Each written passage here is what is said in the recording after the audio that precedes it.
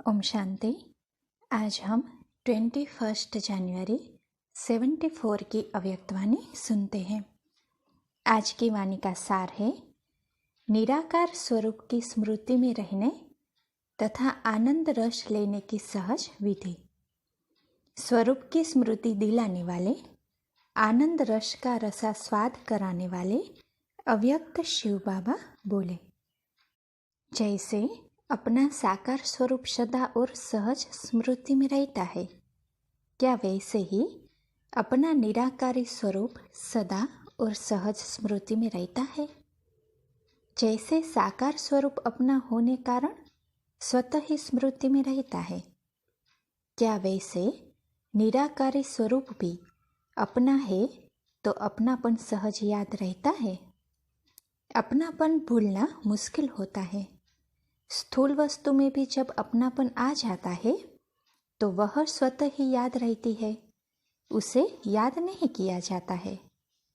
यह भी अपना निजी और अविनाशी स्वरूप है, तो इसको याद करना मुश्किल क्यों? जानने के बाद तो सहज स्मृति में ही रहना चाहिए। जान तो लिया है ना, अब इसे स्मृति स्वरूप के अभ्यास की गुह्यता में जाना चाहिए।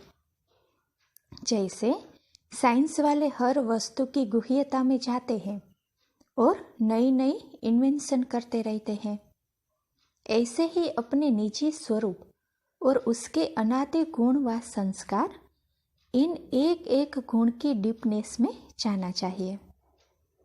जैसे आनंद स्वरूप कहते हैं, तो वह आनंद स्वरूप की स्टेज क्या है, उसकी अनुभूति क्या है, आनंद स्वरूप होने से उसकी विशेष प्राप्ति क्या है और आनंद कहाँ किसको जाता है, उस समय की स्थिति का प्रत्यक्ष प्रभाव स्वयं पर और अन्य आत्माओं पर क्या होता है, ऐसे हर गुण की गुह्यता में जाओ।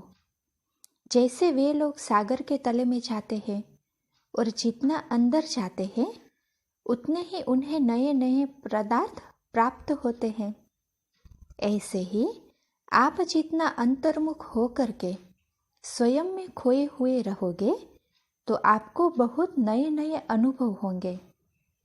ऐसे महसूस करोगे जैसे कि आप इसमें खोए हुए हैं। जैसे मछली पानी के अंदर रहती हुई अपना जीदान महसूस करती है, उसका लगाव पानी से होता है। शरीर निर्वाह अर्थ यदि बाहर निकलेगी भी तो 1 सेकंड बाहर आई और फिर अंदर चली जाएगी, क्योंकि बिना पानी के वह रह नहीं सकती।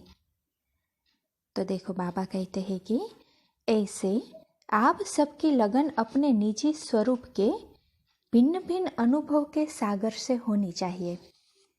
कार्य अर्थ बाह्य मुक्ता में आए, इंद्रियों का आधार लिया, अर्थात साकार स्वरूपधारी स्थिति में आए, लेकिन लगाव और आकर्षण उस अनुभव के सागर की ही तरफ होना चाहिए।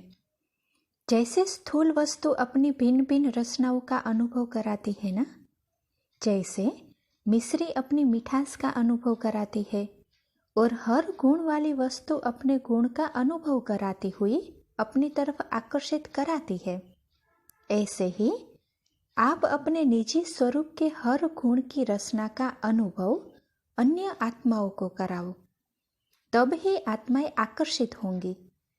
तो अब यह अनुभव करना और कराना, यही अपना विशेष कर्तव्य समझो। वर्णन के साथ साथ हर गुण की अनुभूति कराओ।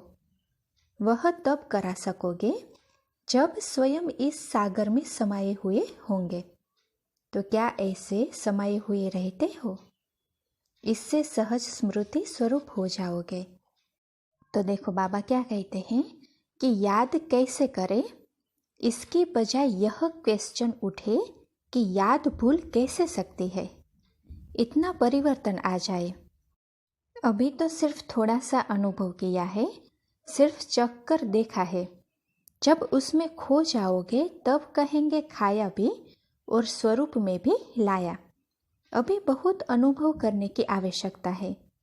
जब इस अनुभव में चले जाओगे तो फिर यह छोटी छोटी बातें स्वयं ही किनारा कर लेगी, अर्थात विदाई ले लेगी। अच्छा, अब इस मुरली का सार सुनते हैं।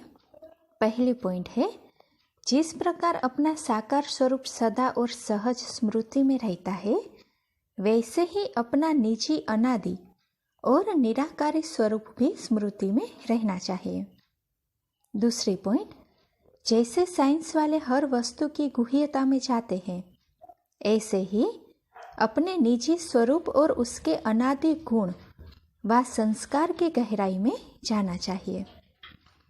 तीसरी पॉइंट, जैसे मछली बिना पानी के नहीं रह सकती, ऐसे ही आप सबकी लगन और आकर्षण अपने निजी स्वरूप के भिन्न भिन्न अनुभव के सागर से होनी चाहिए। चौथी पॉइंट है, जैसे स्थूल वस्तु अपनी भिन्न भिन्न रचनाओं का अनुभव कराती है, ऐसे ही आप अपने निजी स्वरूप के हर गुण की रचना का अनुभव अन्य आत्माओं को कराओ। अच्छा, ओम शांति।